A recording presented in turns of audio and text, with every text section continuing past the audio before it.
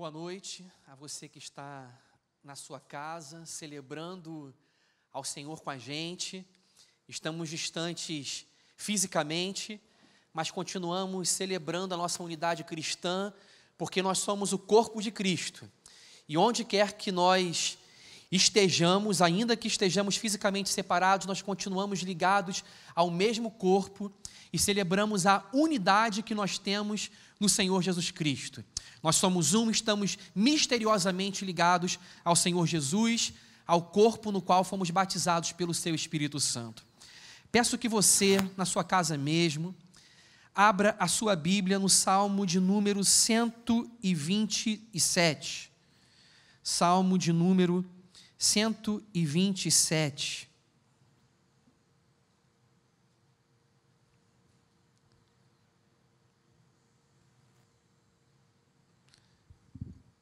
Salmo de número 127, um texto bíblico maravilhoso, conhecido de todos nós, que haverá de nos guiar, de nos instruir nesta noite de reflexão. O texto bíblico fala assim, Salmo de número 127.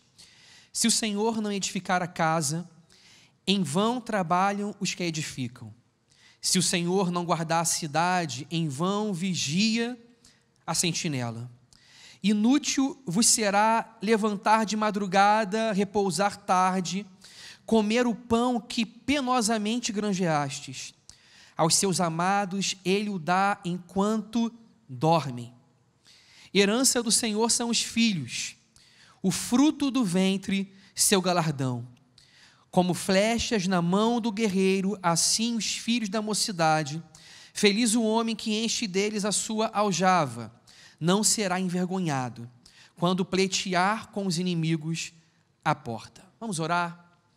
Nosso Deus, nosso Pai, obrigado, Deus, porque mesmo à distância nós estamos celebrando a unidade que nós temos em Cristo Jesus. Nós somos, Senhor, membros do mesmo corpo, cantamos os mesmos louvores nessa noite, confessamos diante de Ti os nossos pecados, celebramos, Senhor Deus, o privilégio de poder participar com dízimos e ofertas, cantamos louvores de adoração a Ti, e agora juntos nós ouviremos a Tua palavra. Fala, Senhor Deus, ao coração dos meus irmãos que estão nos seus lares, se adaptando, Senhor Deus, a esse período, Deus, tão difícil de reclusão, de quarentena, onde pessoas receiam e temem, Senhor Deus, pelos seus rendimentos, pelos seus empregos, Senhor. Esse momento, Deus, que o Senhor providencialmente nos colocou dentro de casa com os nossos filhos e filhas, com os nossos cônjuges, que o Senhor abençoe esse momento e que o Senhor fale ao coração, Deus, de quem haverá de ouvir essa mensagem e ao coração do próprio pregador, Senhor. É o que nós te pedimos em nome de Jesus. Amém. Deus é soberano sobre todas as coisas. Deus, Ele nos deu esse momento de coronavírus, de Covid-19.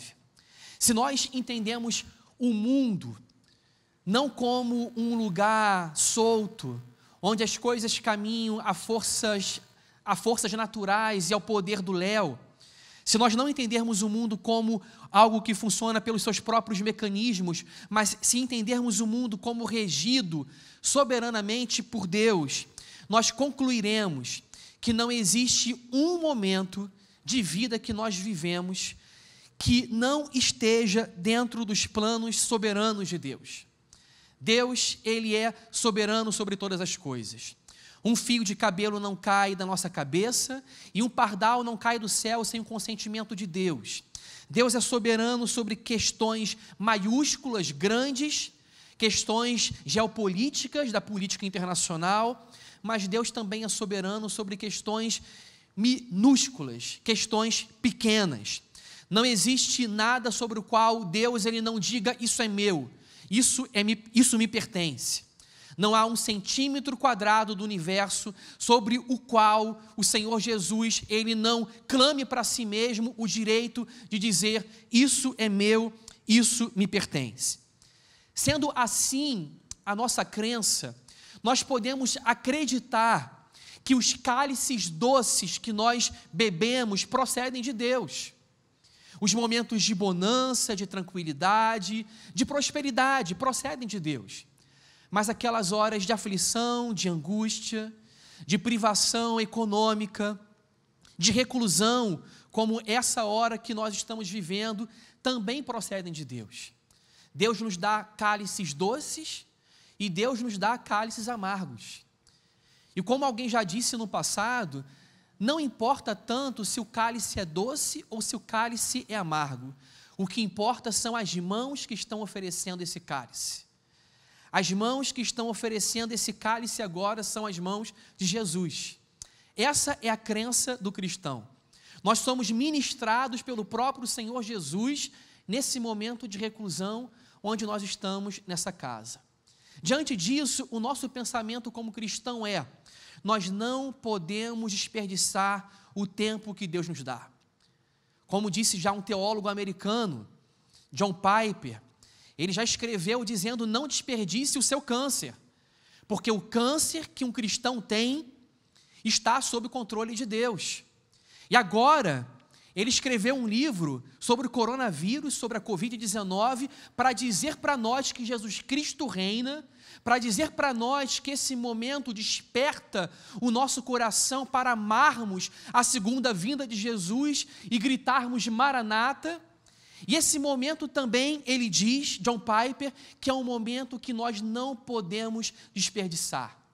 Não podemos desperdiçar porque Deus quer nos ensinar. Sempre que nós entramos na escola do deserto, sempre que nós somos provados pelo nosso Deus, que nos trata como filhos amados, a quem Ele quer corrigir para que seus filhos amadureçam e cresçam na fé. Nós estamos onde agora? Nós estamos dentro de nossas casas. Das duas, uma. Ou nós estamos dentro das nossas casas por causa das forças cegas de um vírus que se espalha pelo mundo, um vírus impessoal, ou estamos dentro de casa porque esse mundo é um caldeirão de infecções, ou nós estamos dentro de casa porque o Senhor soberano nos levou para dentro de nossas casas. Eu não tenho dúvida que a nossa vida não é regida pelas forças cegas do acaso. Nós não somos naturalistas. Se nós fôssemos naturalistas, nós iríamos conceber um universo onde simplesmente existem leis da natureza. Eletromagnetismo, lei da gravidade, força da gravidade, a lei do som e assim por diante. Mas nós não estamos sob leis da natureza somente. Nós não estamos sob o controle de forças artificiais ou forças naturais. Nós não estamos sob o poder cego e impessoal de um vírus. Nós estamos sob o poder pessoal de um Deus que tem um pacto de amor conosco, que nos ama. Se você está dentro da sua casa nesse momento, é porque Deus te colocou ali. Deus te colocou na sua casa para você cuidar dos seus filhos, da sua esposa. Deus te colocou na sua casa para você fazer comida, para você lavar louça, para você encontrar o reino de Deus nas pequenas coisas do dia a dia. Nós gostamos de resolver a nossa vida. Nós gostamos de ser os protagonistas da nossa história. Esse salmo que nós acabamos de ler fala sobre esse nosso impulso. Se dependesse de nós haveríamos de construir a nossa casa. Se dependesse de nós iríamos trabalhar arduamente, com toda a nossa perícia técnica, com todas as credenciais que nós adquirimos pelo nosso currículo, pelos nossos anos de estudo, e nós traríamos o dinheiro para casa e diríamos ao final do mês: nós conseguimos. Nós conseguimos comprar carros, casas, nós construímos empresas, outras pessoas vão dizer: nós fizemos impérios, e nós temos a tendência de acreditarmos que tudo que nós conquistamos é pelo nosso protagonismo, é porque nós trabalhamos. Mas o que a Bíblia diz é que se o Senhor não edificar a casa, em vão trabalham os que a edificam. Eu disse que nós estamos em casa. E nós estamos em casa não simplesmente para edificar uma casa de concreto, uma casa de argamassa e tijolo. Nós estamos em casa, nesse momento, para construir um lar. Mas para construir um lar, nós dependemos do Senhor, porque aqueles que trabalham para edificar uma casa sem o Senhor trabalham em vão. Tentam construir uma casa, mas como diz Eugene Peterson, constroem simplesmente uma cabana que é levada pelo vento. Se a gente não edifica uma casa através da graça do Senhor, da operação do Espírito Santo no nosso ser, no fundo do nosso ser, se nós não trabalhamos com Deus em cooperação a Cristo, em cooperação ao trabalho de Cristo em nossas vidas, nós conseguimos simplesmente construir uma casa de argamassa e tijolo sobre um alicerce de areia, uma cabana que é carregada pelo vento, algo que não tem perenidade, algo que, testado pelas circunstâncias e pelos ventos, rios e tempestades, é facilmente arrastado pelas correntezas e não dura muito tempo. Mas com o Senhor, a gente não constrói simplesmente uma casa de argamassa e de tijolo. Com o Senhor, a gente pode construir um lar, uma família. Com o Senhor, nós nos tornamos um casal da aliança. Eu e minha esposa nos tornamos um casal da aliança, como Abraão e Sara. Com o Senhor, nós geramos filhos que são herança dele e que são galardão e alegria para o nosso próprio coração. Com o Senhor, a gente descobre que o mundo, ele pode estar tumultuado do lado de fora, com terremotos, com graves crises financeiras, com pessoas desesperançadas e desesperadas, mas dentro do nosso coração, nós sabemos que há um rio que corre caudalosamente, um rio que é o próprio Espírito Santo jorrando no nosso coração, e nós sabemos que não existe só mundo do lado de fora, mas existe um mundo do lado de dentro da gente, e esse mundo que existe dentro do lado da gente, que existe dentro do nosso coração, é um mundo do Espírito Santo, é o mundo de Deus, é o mundo da paz, é o mundo da consolação. Nós descobrimos que existe vida dentro do nosso coração. A nossa tendência é pelo protagonismo, é trabalharmos sozinhos, para estarmos no centro das atenções, estarmos sob as luzes dos holofotes e recebermos os aplausos. E a consequência de nós construirmos a nossa casa sem Deus é chegarmos à conclusão que nós podemos viver sem Ele. É acreditarmos de maneira ilusória que nós podemos agir pela força do nosso braço, por nossa sabedoria e pelo nosso próprio entendimento.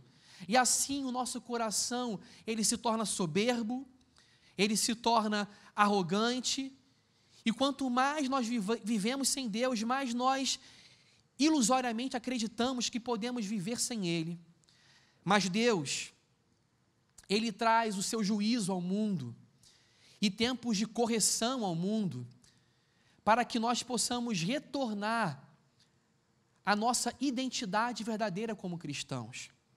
E a nossa identidade verdadeira como cristãos é que nós não podemos fazer nada sem o Senhor. Ele é a videira e nós somos os ramos. Nós somos criaturas, irmãos. Nós somos criaturas. Criaturas não se fazem. Criaturas não determinam o seu dia de nascimento. Criaturas não sabem o dia que vão morrer. Criaturas não têm um controle sobre nada. A pessoa mais poderosa desse mundo, a mais endinheirada, não tem dinheiro para subverter o quadro atual. Não pode mudar as circunstâncias. E nós estamos aqui, todos, dentro de nossas casas, as ruas vazias, estamos circulando mascarados pelas ruas, empresas estão deixando de ter lucros bilionários por causa de um vírus. Por causa de quê? Pelo fato de que nós somos criaturas. Criaturas não são soberanas, criaturas não têm o controle. Desista de ter o controle. Quando Deus, Ele traz o seu juízo ao mundo, como nesse momento está ocorrendo, Deus está dizendo para nós retornarmos à nossa identidade original. Retornarmos para o Éden, para o paraíso, para o lugar do qual nós jamais deveríamos ter saído. E nós só podemos retornar para esse lugar onde nós andávamos com Deus todos os dias, através de Cristo Jesus. Somente Jesus faz o caminho de volta. E Deus é tão misericordioso e tão bom, que mesmo no momento onde Ele derrama sobre o mundo correção, justiça e juízo, Ele não deixa de ser misericordioso e bom, porque através do seu juízo Ele está dizendo: voltem para mim. Através do seu juízo Ele está dizendo: eu quero corrigir as coisas. Vocês tornaram o mundo um lugar de degradação, de destruição. Vocês foram em busca de prazer, de pecado. Vocês tentaram promover uma vida de autonomia. Vocês vivem como se não fossem criaturas, como se vocês tivessem o poder sobre a vida e sobre a morte. Vocês vivem como se fossem simplesmente corpos imortais. Mas Deus, Ele nos diz que nós temos uma alma imortal. Uma alma que um dia haverá de prestar contas diante dEle. E um momento como esse é Deus gritando para um mundo surdo, para que esse mundo surdo possa ouvi-lo. Como disse C.S. Lewis, na bonança Deus sussurra. Na bonança Deus, Ele fala suavemente, mas como disse C.S. Lewis, no sofrimento, Deus, Ele grita a um mundo surdo que não quer ouvi-lo. C.S. Lewis acrescenta: o sofrimento é o megafone de Deus. Deus bondosamente está gritando a um mundo que não quer ouvi-lo. E esse grito de Deus é o grito para que nós voltemos para Ele, para que nós peçamos perdão a Ele, para que nós reavaliemos o propósito de nossa vida e não vivamos simplesmente para coisas que a traça e a ferrugem consomem, para que nós não corramos simplesmente atrás de comida, bebidas e roupas, atrás de sucesso, porque isso é o vento, isso é correr atrás do vento, é vaidade das vaidades, é correr através da vida buscando um projeto oco e vazio de vida que não glorifica a Deus e que não traz os sinais do seu reino para o mundo. Nesse momento, o Senhor está nos chamando para retornar para a nossa vocação, para o chamado missionário, para nos preocuparmos com vidas, para olharmos para um mundo que carece, que padece, um mundo que precisa de Jesus. É um momento para nós dizermos: eu não vou correr atrás do vento, a minha vida não é para correr simplesmente atrás de dinheiro, de comida e de bebida, a minha vida é para ter fome e sede de justiça. É por isso que o salmista ele fala: se o Senhor não guardar a cidade, em vão vigia a sentinela. Quem haverá de guardar o mundo hoje do coronavírus? Todo o dinheiro do mundo não tem sido suficiente para extirpar. O homem já conseguiu um projeto de exploração espacial, de viajar para o espaço e para a Lua. Mas o homem que conseguiu ir para a Lua ainda não conseguiu descobrir a vacina desse vírus. E é derrotado simplesmente por um vírus. E o Senhor nos diz: nós somos criaturas. Das duas, uma. Ou a gente gosta de ser criatura e diz: graças a Deus eu sou tua criatura. Ou a gente detesta ser criatura.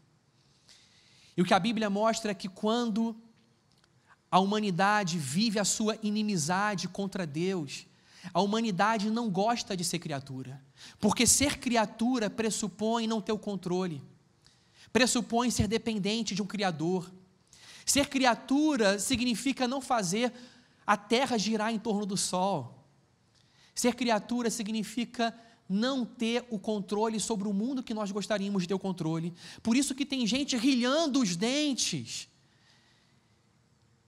lamentando o fato de não ter o controle, porque não gosta de ser criatura.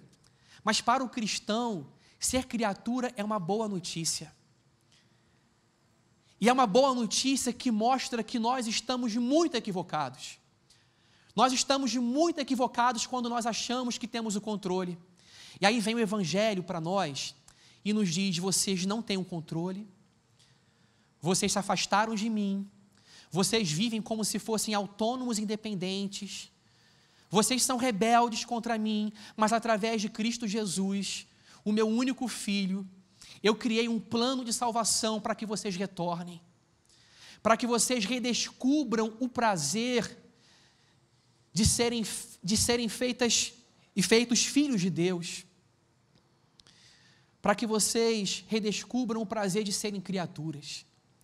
Através de Cristo Jesus, a gente passa a gostar de ser criatura de novo, porque ser criatura significa ser dependente de Deus. Enquanto uma pessoa não cristã não gosta de ser dependente de Deus, o cristão, ele adora ser criatura porque ele gosta de ser dependente de Deus. O cristão, ele gosta de acordar todos os dias e pedir pelo pão, e dizer: Senhor, Pai que está nos céus, santificado seja o teu nome, venha o teu reino, seja feita a tua vontade assim na terra como nos céus, o pão nosso de cada dia dá-nos hoje. O cristão acorda cedo e diz: o pão nosso de cada dia dá-nos hoje, porque ele sabe que é criatura. Se ele não sabe que é criatura, ele sai de casa para trabalhar, para comprar o pão, e ele acha, está resolvido. Mas quando a gente sabe que a gente é criatura, a gente sabe que mesmo o pão de cada dia procede de Deus. Nós estamos em casa, mas pela bondade de Deus, ainda que não possamos trabalhar, pelo menos do modo que nós trabalhávamos antes, trabalhamos hoje em outro ritmo e em outra configuração, mas ainda que nós estejamos em casa, nós vemos o milagre da vida. A gente vai no mercado e ainda tem uma cenoura, um tomate, ainda tem um alface, uma erva, ainda tem um alecrim para temperar a comida. E por quê? Porque o Criador continua fazendo os rios transbordarem, porque o Senhor continua sendo o jardineiro do mundo, porque o Senhor continua plantando as suas sementes no solo, porque o Senhor dá as estações do ano e continua fazendo a terra girar em torno do sol. O Senhor reina, o Senhor é soberano, o Senhor reina sobre a natureza, sobre toda a sua criação. E o simples fato de nós termos hoje uma cebola e um alho para temperarmos a nossa comida é uma prova de que o Senhor nos ama e que o Senhor cuida de nós.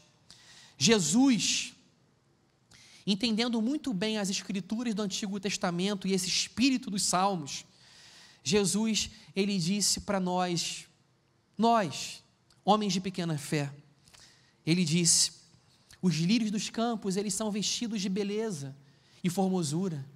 Nem Salomão, em toda a sua glória, se vestiu como os lírios dos campos. Os pardais continuam sendo alimentados por Deus, e eles não trabalham, eles não ajuntam em celeiros, mas Deus continua cuidando dos passarinhos dos céus. Quanto mais Deus cuidará de você, você que foi criado à imagem e semelhança dele, você que foi comprado ao preço precioso do sangue de Jesus, você que é criatura e que gosta de ser criatura. Tem gente que não gosta de ser criatura, você gosta de ser dependente de Deus porque você é filho. Você que é de Deus duas vezes. Você é de Deus primeiro porque você é criatura, e você é de Deus porque você é filho, e sabe que o Pai do céu cuida de você. Quem guarda o mundo é o Senhor Jesus. Não adianta, toda a ciência, todo o conhecimento, toda a tecnologia não puderam resguardar o mundo desse vírus. Por isso nós sabemos que toda vigilância sanitária tem o seu valor, mas a vigilância sanitária, a tecnologia, a ciência tem seus limites, porque se o Senhor não guardar o mundo, em vão é toda a vigilância, toda a tecnologia e toda a ciência, se o Senhor não guardar o mundo que nós vivemos. No versículo 2 do Salmo 127, é dito o seguinte: inútil vos será levantar de madrugada, repousar tarde, comer o pão que penosamente granjeastes. inútil, novamente, em vão. Novamente ele repete essa palavra, em vão é construir uma casa sem Deus, em vão é guardar uma cidade sem Deus, e ele continua dizendo, em vão é se levantar de madrugada, vou sair de casa, vou trabalhar antes do sol nascer, em vão é se levantar de madrugada, repousar tarde, ser o último a terminar de trabalhar e ser o primeiro a começar a trabalhar. Inútil é comer o pão pelo qual a gente trabalha arduamente todos os dias, se nós não soubermos que é o Senhor que nos dá o pão, que é o Senhor que nos alimenta. Toda a criação louva ao Senhor. Os pardais dos céus louvam ao Senhor, porque eles são alimentados pelo Senhor. Os lírios dos campos louvam ao Senhor, porque são vestidos de formosura pelo Senhor. E onde nós estamos? O convite da Bíblia, dos salmistas, é para que nós nos juntemos a toda a criação para louvarmos o nome do Senhor. Juntamente com os passarinhos, juntamente com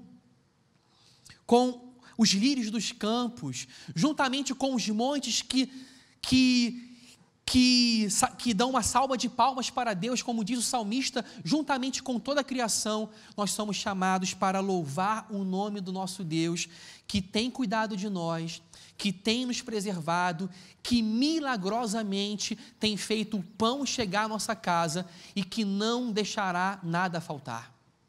Deus não deixará nada faltar para mim, não deixará nada faltar para você. Por quê? Porque Ele é o seu Pai, porque você vale mais que os passarinhos, porque você vale mais que os lírios dos campos, que hoje são formosos, mas que amanhã são lançados ao fogo. Nós valemos para Deus, nós valemos porque nós somos criaturas cuidadas e preservadas, e valemos porque nós fomos comprados pelo sangue do Senhor Jesus. E esse texto nos diz, aos seus amados Ele o dá enquanto dormem. Enquanto dormem, Ele dá aos seus amados. É isso mesmo. Nós vivemos num mundo onde nós somos ensinados a ter o protagonismo. Se nós não trabalharmos, nós não vamos ter. Se nós não formos muito bons, muito qualificados, com todas as credenciais acadêmicas e profissionais que nós precisarmos ter, nós não haveremos de ter um lugar ao sol no mercado do trabalho. E mesmo com todas as credenciais, nós ainda vemos que é difícil arrumar um emprego. É difícil competir num mundo tão disputado como é o nosso. Num mundo que valoriza o princípio da meritocracia a todo custo. Mas aí, nós vamos para a palavra de Deus. O mundo nos ensina que se nós não formos bons, nós não merecemos receber o bem.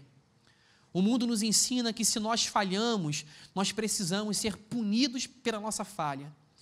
Aí nós vamos para a Bíblia. A Bíblia ensina que nós somos pecadores, pecamos contra Deus, nos afastamos dEle e Ele nos reconcilia consigo mesmo quando nós éramos ainda seus inimigos. Que Ele nos ama quando nós éramos pecadores, que nós não demos um passo para Ele, nem um passo sequer, mas em compensação Ele desceu dos céus e veio até nós. A Bíblia nos ensina que se nós falharmos, nós temos um advogado que intercede por nós, todo o protagonismo é de Deus, Ele nos perdoa, Ele nos absolve de culpa, Ele nos reconcilia consigo mesmo, Ele perdoa os nossos pecados. E a Bíblia diz, você não rege o seu universo, eu sustento o mundo dentro do qual você habita. O mundo nos ensina que se nós falharmos, nós não teremos o bem. Mas a Bíblia diz que se nós falharmos, ainda que falhemos, o amor de Deus não mudará, Ele continuará nos amando até o final. E as Escrituras nos ensinam que o Senhor cuida de nós, cuida da nossa alma, mas cuida do nosso corpo, nos dá comida, bebida e nos dá a roupa que nós precisamos vestir.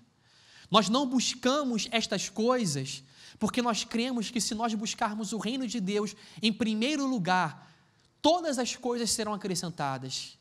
que coisas serão acrescentadas? Comida, bebida e roupa. Nós não buscamos as coisas materiais em primeiro lugar, porque nós somos aqueles que têm fome e sede de justiça. E buscando Deus, o nosso Pai, em primeiro lugar, Ele nos dará. E porque Ele nos dará, o Salmo responde: aos seus amados Ele dá enquanto dormem. Onde está o nosso protagonismo? Nós dormimos, mas Deus não dorme. E enquanto nós dormimos, a Bíblia diz que Ele nos dá. Enquanto nós dormimos, Ele rege os céus, Ele manda a chuva, Ele amolece o solo. Enquanto nós dormimos, Ele nos dá o sono restaurador que nós precisamos ter. Ele nos permite mergulhar na paz do justo, para nós acordarmos de manhã cedo, sabendo que as suas misericórdias já se renovaram sobre nós, antes de nós abrirmos os nossos olhos. Nós podemos dormir, e quando nós vamos para a cama, nós podemos ir com choro, mas nós sabemos que o choro dura uma noite, mas a gente dorme, e a alegria vem pela manhã. E a alegria vem pela manhã porque durante o sono, Deus trabalhou para renovar nossas forças, nos trazer paz e fazer com que nós acordássemos restaurados, confiando na sua misericórdia. Quantas vezes eu dormi desanimado, cansado, e a única coisa que me ocorria era a seguinte: Senhor, se eu acordar amanhã cedo do jeito que eu estou dormindo hoje, e se esse meu sentimento e meu estado emocional se prolongarem por muito tempo, será difícil encarar a vida. Mas, Senhor, eu vou dormir hoje, acreditando que amanhã cedo as suas misericórdias vão se renovar sobre mim. Eu vou dormir hoje, acreditando que o choro dura uma noite, mas que amanhã cedo virá a tua alegria. Eu irei dormir hoje, Senhor, sabendo que enquanto eu durmo, enquanto eu abro mão do meu protagonismo, o Senhor dá aos seus amados enquanto eles dormem. Nós vivemos em dias que dormir virou um ato de fé. Pessoas precisam de remédios ansiolíticos, antidepressivos para dormir. E o crente, quando dorme, ele dorme dizendo: amanhã virá alegria. Amanhã virá alegria. Dormir, para um cristão, é um ato de fé. E eu quero terminar chamando você para descansar no Senhor. Para você literalmente dormir. Hoje, nessa noite, dormir. Faça a sua oração antes de dormir, hoje, e diga: Senhor, eu confio em Ti. Eu não rejo, não sou eu que organizo a vida, o universo, eu não tenho controle sobre todas as coisas, e eu creio que amanhã virá alegria, pela manhã virá alegria, e eu abrirei os meus olhos amanhã cedo, sabendo que as suas misericórdias haverão de se renovar. Eu termino dizendo para você olhar para o seu Salvador. Jesus, o seu Salvador, viveu a vida perfeita por você. Jesus foi perfeitamente humano como você. Ele bebeu, ele comeu, ele se vestiu, ele foi alfabetizado e ele dormiu, como eu e você. E um dia, na travessia do Mar da Galileia, quando o trovão estava gritando no céu, quando o relâmpago estava clareando a terra e as ondas subindo contra aquele barco pequeno, pequena embarcação de pescadores no Mar da Galileia, quando as ondas se levantavam contra aquele barco, Jesus dormiu numa tempestade.